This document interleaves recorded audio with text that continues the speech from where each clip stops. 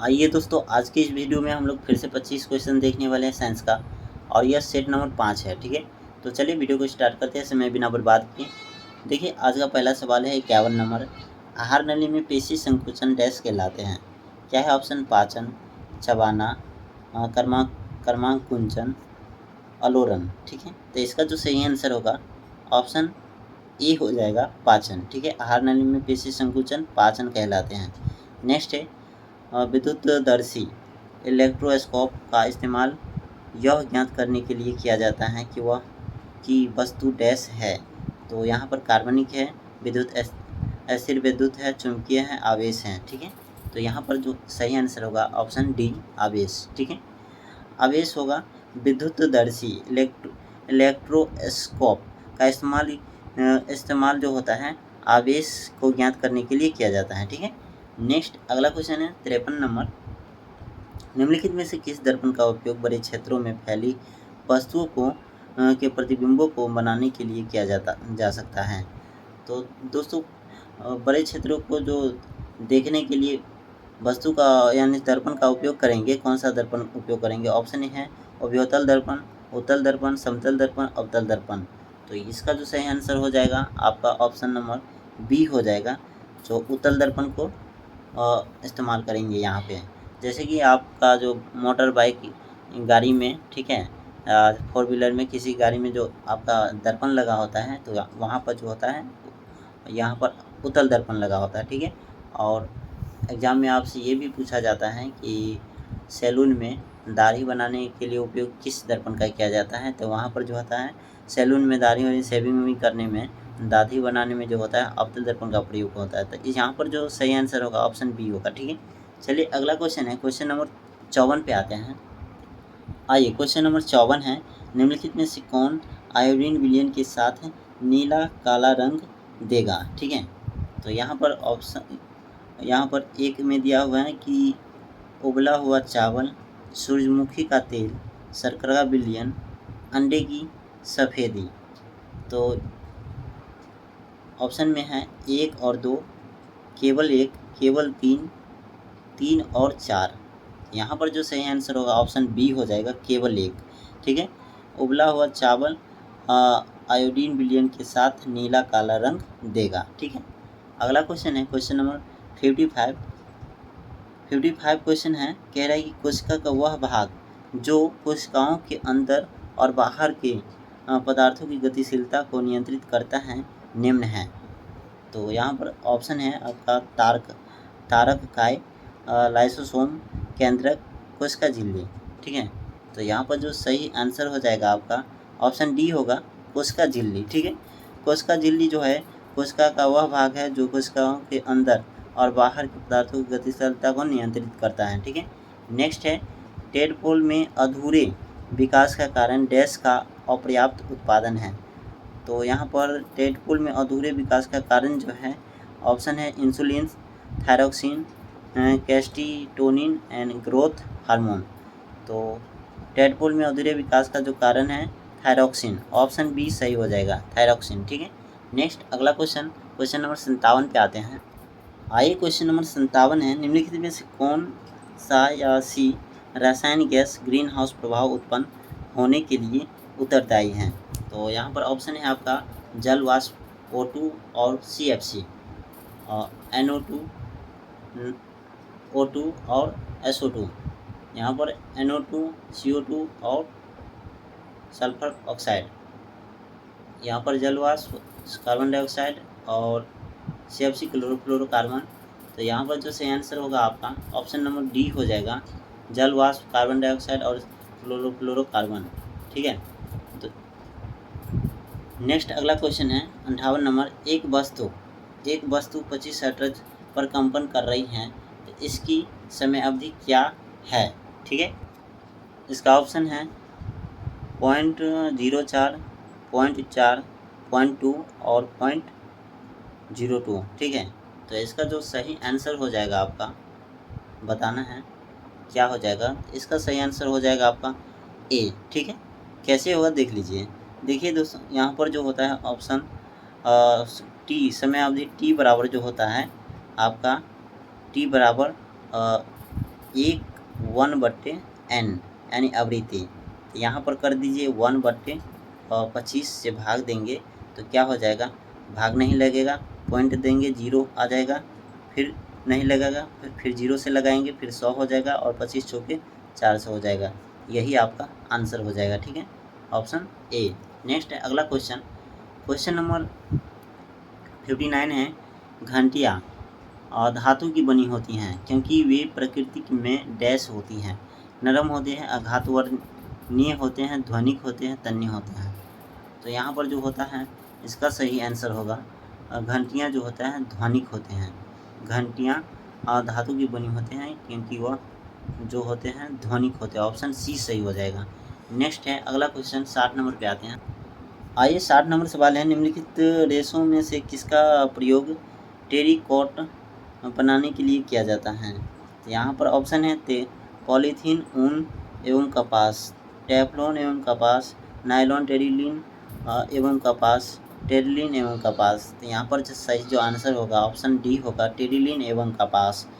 Terylene का उपयोग किया जाता है, टेरिलीन और कपास का उपयोग किया जाता है टेरिकॉट बनाने में। ठीक है, नेक्स्ट अगला क्वेश्चन है, निम्नलिखित में से कौन सा सुस्वर ध्वनि म्यूजिकल साउंड का लक्षण नहीं है। ठीक है, तो गुण है, प्रबलता है, तरंगदैर्घ्य है, पिच है। तो यहाँ पर तरंगदैर्घ्य है जो लक्षण नहीं है। ठीक है, बाकी के तीनों सही हैं। नेक्स्ट है अगला क्वेश्चन 62 नंबर, निम्नलिखित में से किस बीमारी को 3D की बीमारी के नाम से भी जाना जाता है। इसमें डिमेंशिया, डायरिया और डर्मेटाइटिस शामिल है। ठीक है, तो यहाँ पर ऑप्शन है स्कर्वी, ऑस्टियोपोरोसिस, जीरोफ्थैल्मिया, पेलाग्रा। ठीक है, पेलेग्रा या पेलाग्रा। तो यहाँ पर जो सही आंसर होगा पेलेग्रा, ऑप्शन डी। ठीक है, डी हो जाएगा सही आंसर, जो 3D बीमारी के नाम से जाना जाता है। नेक्स्ट अगला क्वेश्चन है, क्वेश्चन नंबर 63 पे आते हैं। आइए 63 नंबर सवाल है, चमगादड़ परावर्तित डैश को प्राप्त चमगादड़ परावर्तित डैश को प्राप्त करके अपने रास्ते में आने वाली बाधाओं का पता लगाते हैं। दोस्तों, चमगादड़ जो रात में उड़ता है तो ये कैसे पता लगाता है अपने बाधाओं को आगे, कि यहाँ का ऑप्शन है इसका विद्युत चुम्बकीय तरंगे द्वारा पता लगाते हैं, प्राश्रव्य अल्ट्रासोनिक तरंग द्वारा पता लगाते हैं, या रेडियो तरंगों द्वारा, या अपश्रव्य इंफ्रासोनिक तरंगे द्वारा। ठीक है, तो चमगादड़ जो होता है रात में जो उड़ता है तो ये अपनी बाधाओं को कैसे पता लगाता है, तो यहाँ पर प्राश्रव्य अल्ट्रासोनिक तरंगों द्वारा पता लगाते हैं। ऑप्शन बी सही हो जाएगा। ठीक है, ऑप्शन बी। नेक्स्ट अगला क्वेश्चन है, क्वेश्चन नंबर 64। यदि वस्तु विराम पर है तो स्थिर समय ग्राफ का ढलान होगा, क्या होगा। तो वस्तु विराम पर है तो स्थिर समय ग्राफ का जो है शून्य होता है, शून्य हो सकता है, शून्य नहीं हो सकता है, हमेशा शून्य से अधिक होता है। तो इसका सही आंसर होगा ऑप्शन ए, शून्य होता है। नेक्स्ट है 65 नंबर सवाल।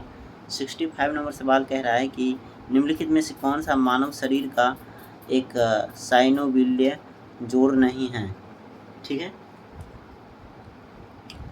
तो यहाँ पर सूचर जोड़ सही आंसर हो जाएगा, सूचर जोड़। ठीक है, निम्नलिखित में से कौन सा मानव शरीर का एक साइनोविल्य जोड़ नहीं है, सूचर जोड़। ठीक है, नेक्स्ट है अगला क्वेश्चन 66 नंबर सवाल पे आते हैं। आइए 66 नंबर सवाल है, दर्पण और लेंस द्वारा बने प्रतिबिंब की तुलना में पूर्ण आंतरिक परावर्तन द्वारा बने प्रतिबिंब अधिक उज्ज्वल होते हैं क्योंकि डैश जो है इनकी तीव्रता में कोई ह्रास नहीं होती है। ऑप्शन ए सही हो जाएगा। ठीक है, नेक्स्ट अगला क्वेश्चन है, प्रोटीन निम्न से बना होता है। ऑप्शन ए फास्फोरिक समूह अम्ल, अमीनो अम्ल, कार्बनिक हाइड्रोजन अम्ल, राइबोसोम, शुगर। ऑप्शन बी सही हो जाएगा, अमीनो अम्ल। प्रोटीन जो बना होता है अमीनो अम्ल से। नेक्स्ट है, आयनिक बंधन की ताकत अधिक होती है जब ईंधन इनके बीच बनता है। तो यहाँ पर जो सही आंसर होगा ऑप्शन डी सही हो जाएगा, उच्च विद्युत धनात्मक और उच्च विद्युत ऋणात्मक तत्वों के बीच। ठीक है। नेक्स्ट अगला क्वेश्चन है क्वेश्चन नंबर 69 जो है प्रगलन द्वारा। ठीक है। प्रगलन के दौरान एक अतिरिक्त पदार्थ डाला जाता है जो संगलनीय सन्निहित का निर्माण करने के लिए धातु की अशुद्धियों के साथ अभिक्रिया कराता है। वह पदार्थ है डैश। यहाँ पर धातुमल है, विष्टा है, धात्री है, कीचड़ है। यहाँ पर विष्टा हो जाएगा, फ्लक्स सही आंसर। नेक्स्ट है अगला क्वेश्चन। देखिए अगला क्वेश्चन है 70 नंबर। एक तत्व M में इलेक्ट्रॉनों की संख्या 17 तथा न्यूट्रॉनों की संख्या 18 है, तो निम्नलिखित में से कौन सा तत्व सही प्रतिनिधित्व का है। यहाँ पर देखिए 17 18 कितना हो जाएगा जोड़ने पर, तो 35 होगा। यहाँ पर 36 से गलत हो जाएगा। यहाँ 35 है और यहाँ 18 है, तो नीचे रहेगा आपका इलेक्ट्रॉनिक और ऊपर रहेगा दोनों का योग। ठीक है। तो यहाँ पर जो है ये नीचे 18 है जो न्यूट्रॉन है, इलेक्ट्रॉन होना चाहिए, तो यहाँ पर ये 36 से गलत है, ये वाला सही हो जाएगा। ऊपर दोनों का योग है और नीचे इलेक्ट्रॉन की संख्या है। ठीक है।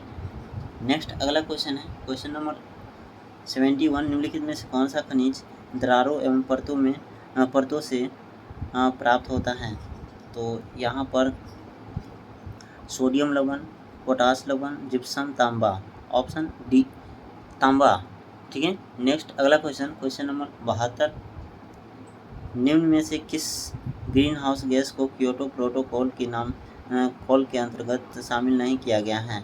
तो क्योटो प्रोटोकॉल के अंतर्गत जो नहीं शामिल किया है, कार्बन डाइऑक्साइड को किया गया है, मीथेन को भी किया गया है, नाइट्रस ऑक्साइड को भी किया गया है।